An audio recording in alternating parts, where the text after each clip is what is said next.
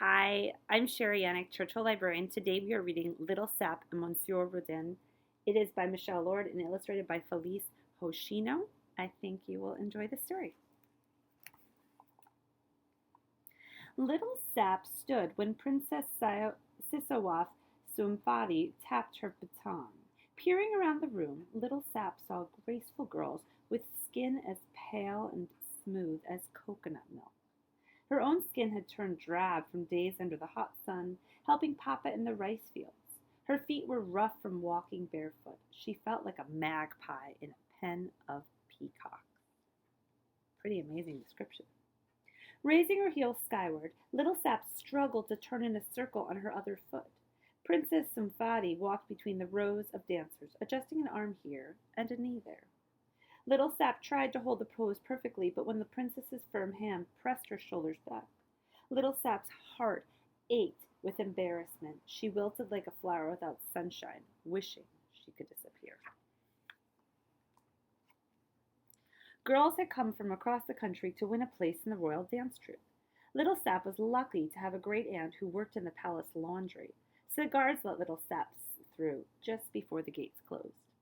The princess chose a few girls instantly, girls with lovely, moon-shaped faces and flowery names such as Bofa and Malis. Little Sap hid her dirty fingernails behind her back when Princess Soundfatty came over to watch her stance and feel her muscles. Work in the fields had made Little Sap strong. The princess pointed and helpers hustled Little Sap into the group of moon-faced girls. Little Sap had won a place in the dance troupe. Little Sap was proud, though she knew training would be hard. She would have to live in the royal palace, far away from her family and their tiny thatched house. Little Sap already missed Mama and Papa, but now she would give them a better life. Having a daughter in the royal dance troupe would raise the family status in their village. The first year, Little Sap did not perform at all. Instead, she learned about the hundreds of movements of classical dance. Little Sap stretched and strained. At times, she wanted to quit. The training was hard, and Little Sap missed her family, but she knew she must stay to make them proud. Soon Little Sap learned to keep her face calm, even when her insides jittered. She received a silk pantaloons that whispered when she walked. Little Sap learned footwork and finger symbols, breathing and balance. She found out her fingers and followed the princess's slow, dipping steps across the room, making gentle shifts in her head and shoulders.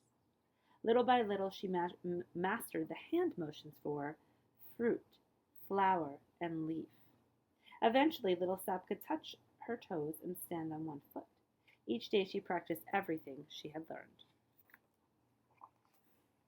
As the years passed, Sap's awkward movements began to turn into graceful poses.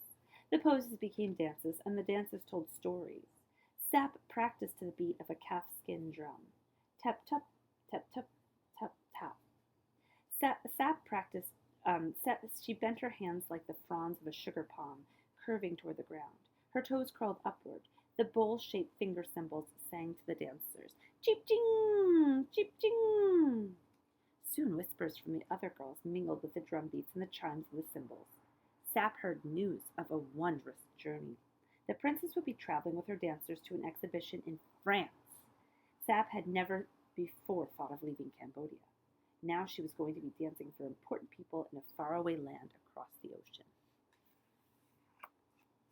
The day of the journey came, and Sap boarded a ship larger than any she could have imagined. The huge boat creaked and groaned under the weight of the king and his entourage, which even included a few elephants. Sap had never felt such cold breezes. Tiny bumps raised on her arms. Her skin felt sticky. She tasted salt on her lips. Some days the sea was smooth and the ship rocked soothingly, like the hammock of Sap's babyhood. Other days were stormy. The boat shuddered and the sea spit. Sap felt she was drifting further and further away from all things she'd ever known, her family and her life in the palace. After weeks crossing uncertain seas, Sap saw France for the first time, wrapped in fog. She huddled on the deck near Princess Somfadi and the other dancers. When the ship reached port, Sap watched the crew wind thick ropes around pilings to anchor it. The fog cleared, and Sap stared into the crowd beyond, full of feathered hats and finery. Sap gaped as the home settled into the hillside. How different everything was from Cambodia. At their first performance in Paris, Sap and the other girls danced Robam Makal. The dance told the story of the sea goddess Moni, who must protect her magic crystal from the beastly storm spirit. Sap was so nervous she could hardly breathe. In the center of the stage, Princess Somvadi lit incense and blessed the four directions. She presented offerings to the gods before dancing. Then the dancers took stage. Sap fluttered her fan with the younger dancers to create the sparkling scales of a sea beast. The musicians plucked strings, pounded drums, and puffed flutes. When the dance ended, the face of the audience blurred with clapping. A man with a furry face and a tall hat gave a wild cheer. The king introduced the man as the famous French artist Auguste Rodin. Monsieur Rodin visited the villa in the Rue Malakoff where Sap and the other dancers were staying. The artist wished to sketch the king and his dance troupe. Sap was both scared and excited to pose for this famous man. Rodin first sketched the king and the princess, then he motioned for the dancers. Rodin's hand dashed from side to side across his pad. Sap took her place behind Bofa, but again and again, Monsieur Rodin pulled Sap to the front. Her cheeks burned and her stomach churned. The artist didn't seem to notice. He smiled and nodded. Sap tried to concentrate. She opened her arms and spread her fingers like a blooming lotus. The gentle scratch of Rodin's pencil reminded Sap of the chickens scratching in the dirt back home. The thought comforted her. After a long while, Monsieur Rodin raised his bushy eyebrows and stroked his chin. Wagging his fingers, he coaxed Sap forward once more. "Put your foot in this," he said, pointing to the paper on his knees so Sap understood. She tried to keep her balance as the artist carefully traced her foot. "Now pose a little more for me," Rodin said, twirling his hands. Sap grew tired, but she did not stop until stars spilled into the darkened sky. She liked how the artist's eyes sparkled when she danced, as if he were seeing something magical. After a few days, the troupe rode the train to Marseille for their next performance. Monsieur Rodin went with them. He was so eager that he brought only his pencils, his pat, and the clothes he was wearing. The next morning, Sap rubbed the sleep from her eyes and pulled on her sampo with shaky hands. From more than 40 wonderful dancers, Monsieur Rodin had chosen only Sap and 2 other dancers to pose for him. Sap stacked bracelets on her wrists and ankles. She smoothed her shirt and walked into the garden. Monsieur Rodin soon returned from the market with a bundle of grocery paper on which to draw. Sap led the dancers, asking the gods for peace and happiness for Cambodia. She lunged and perched on the ball of her left foot. The other girls followed. Sap drew her right foot toward her back, which curved like the crescent moon. The music rippled over her wrist, across her shoulders, and out through her fingertips. For hours, Rodin worked his pencil across the paper. Sap's arms ached and her belly quaked. The other dancers rested, but Sap danced and danced. Finally, Monsieur Rodin finished sketching and gathered his drawings. He motioned Sap over to him and gave her a box wrapped in paper and tied with a ribbon. Sap's chest thumped like a train riding the tracks. The only present she'd ever received was a scarf woven by grandmother, given to Sap before she left home. Sap pulled the ribbon and carefully opened the box. Inside lay a small pair of shoes like the fancy French ladies wore.